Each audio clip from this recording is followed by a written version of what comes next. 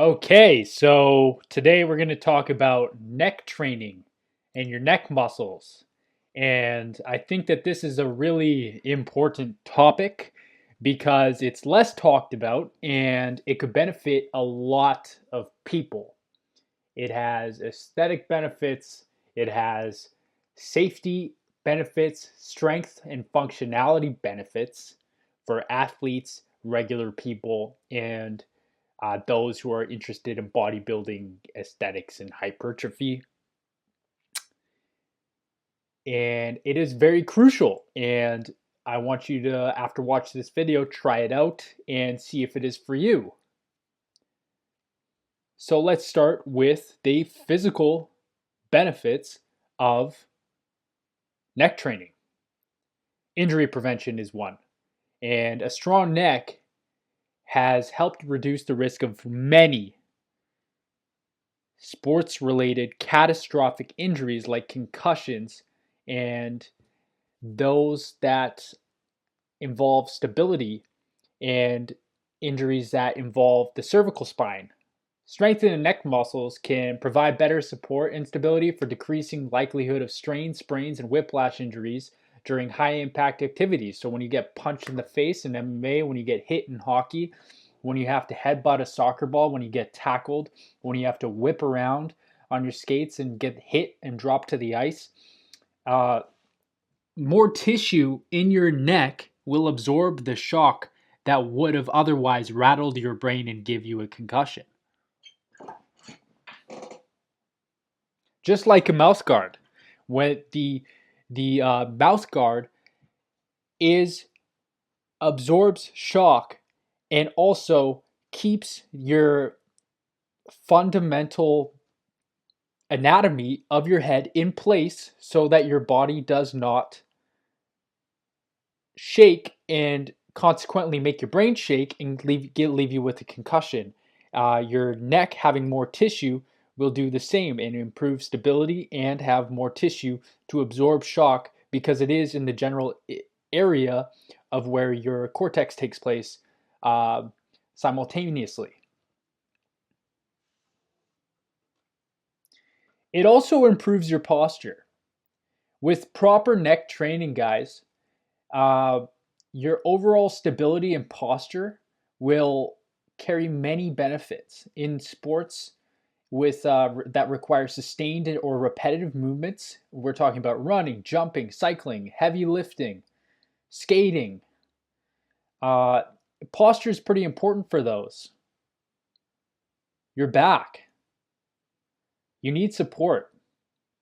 This will optimize your biometrics and make efficient movement patterns and prevent injury, to sustain efficient movement patterns and sustain you being able to make improvements in those sports.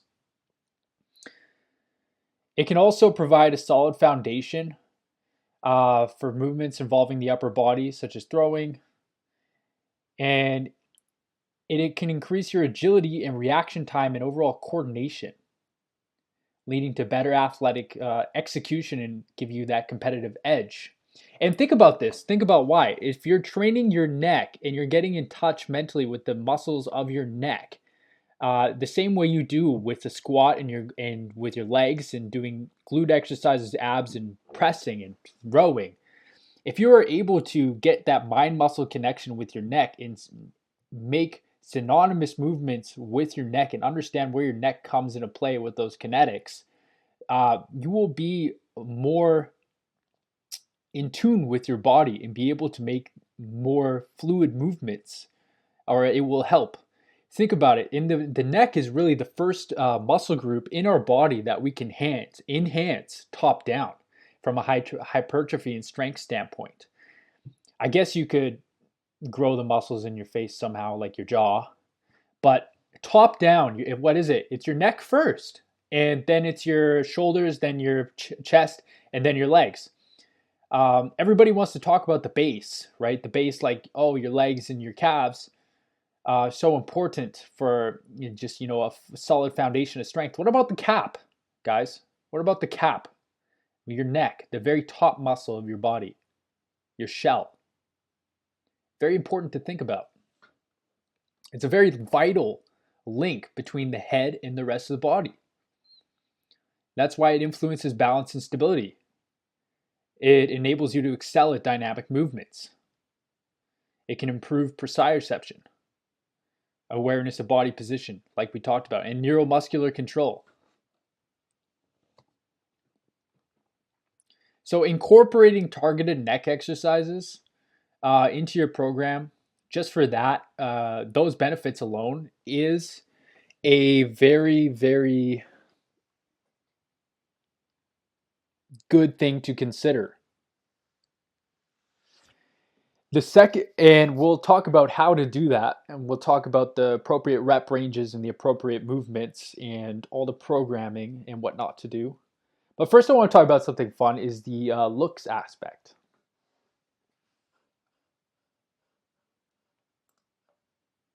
Do that. I also want to talk about something fun: is the looks part. Yeah. So if you've ever had struggled, I know I've struggled with this. So you've been lifting weights a while and you have developed biceps, shoulders, but you look in the mirror and you still have this uh, look to you as if you nobody can tell you lift when you wear a shirt. Um, Building a bigger neck will help with that. The first thing people notice when they muscularity wise is your neck, because it's the first thing that pops out of shirt, especially in winter when you're wearing full sleeve jackets. And your bigger neck will give you a more rounded physique. It gave me a better physique in general because once the muscles in my neck developed, I went to the gym with a more balanced physique and started looking in the mirror with a bigger neck and started to consider myself as a more jacked individual. And I started to train like a more jacked individual. And a lot of other people commented on my appearance saying I looks like I made a lot of gains without commenting on the fact that my neck looked bigger specifically. They just said that I made a lot of gains and that my physique improved, and they couldn't pinpoint what it was, but that's what it was. A lot of times with an underdeveloped neck, the same neck that you've had when you were 15 will make your muscularity in the rest of your body look a little bit awkward if you have a pencil neck and massive shoulders. There was actually a photo of Channing Tatum, a side by side of him with a photoshopped of his neck to make it look like a regular person's neck, and it looked funny because Channing Tatum has massive neck, and him side by side with a regular neck, he looked better with the bigger neck. It was more aesthetically pleasing.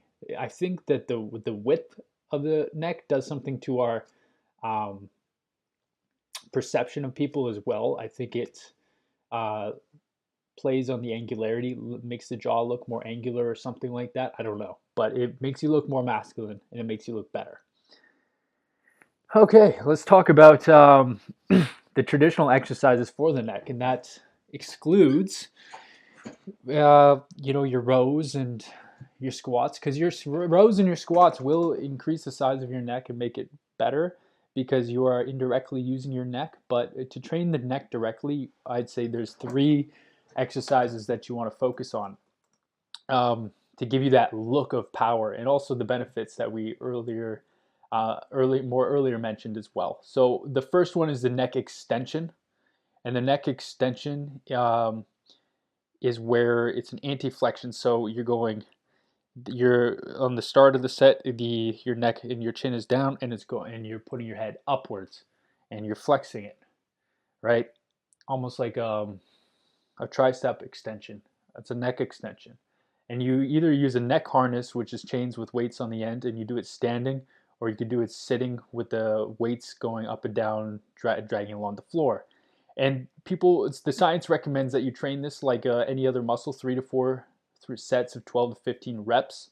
A lot of people pre-exhaust that with either isometrics and static holds, or they will do high reps of a lighter weight, maybe up to 30 or 40 reps. I prefer the higher 30 or 40 reps. It makes it feel more as though I'm training any other muscle and gets me in that mindset to actually work out and try to make the muscle larger, stimulate growth in that muscle. Secondly, we have neck flexion. Neck flexion is the opposite of neck extension. So neck extension would work the back of the neck. Neck flexion will work the front of the neck. And you can do this again with a neck harness, even though I think it's silly, because there's a way more viable option, in my opinion, and that would be lying down on a bench, or if you're at home, a table or bed, and putting the weights and holding them up on your forehead with your head hanging, dangling off the bench, and you're almost doing a neck sit-up. I think that this is a great way to see results quickly. The front of the neck has the most visibility, and not sure about the actual anatomy, but I do believe that when you are doing the neck flexion, you're hitting the majority of the muscles in your neck that give the appearance of your neck looking larger. So they recommend that you do 3 to 4 sets of 12 to 15 reps of this as well. I prefer to do these with high reps, 30 reps, 30 to 40 reps to pre-exhaust it, then do the 12 to 15 reps. And you can do this 2 to 3 times a week, 4 if you're ambitious. Um, and yeah, this is the main area. This is the main one that you want to focus on when you're first getting started. If you want to see visual results, that this will most visually impact the size of your neck. And the last, we have lateral flexion, which we work the front of our neck, we work the back of our neck, right? The depth. I'd say the visual depth of enhancing the size of our neck. Now the lateral flexion will enhance the width. Not to say that neck flexion won't enhance the width, but lateral flexion will enhance the width just that much more, because you are taking your neck harness and you're doing little side curls, right? Curling the weight up, and with the weights dragging on you, and it's just directly working one side of the neck. And I like to do these just with way less weight. I almost think of working the front of the neck like doing a dumbbell press with a dumbbell in each hand, and then a lateral flexion, like just working with one dumbbell in one hand at a time, because it's like half of your neck working. Even though that's not necessarily the case, you can lift significantly less weight with lateral flexion.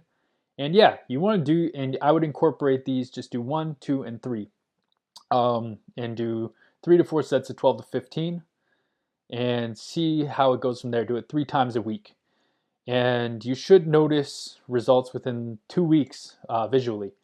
What I actually took a different approach to this and did this for 3 years straight was do 60 reps every single day before bed, just because I didn't want to do it at the gym. 60 reps at the back, 60 reps at the front, 60 reps to the side, and then I would go to bed. And I didn't have to think about it during the day. It was just part of the nighttime routine. I also found that it blew up my neck really quickly just because of the sheer amount of volume, and I wasn't training with more resistance, like 25-pound plates, lots of resistance. I was only using 20 pounds. So yeah, go try it, be safe. Obviously, don't overexert yourself when you're first starting it. That would be bad. You don't want to get injured. And I find that this will have a lot of benefits into all of the other faucets of lifting weights and hypertrophy and sports training as well, from a safety standpoint, from an aesthetic standpoint, and just to try something new, refresh your training. Thanks for watching.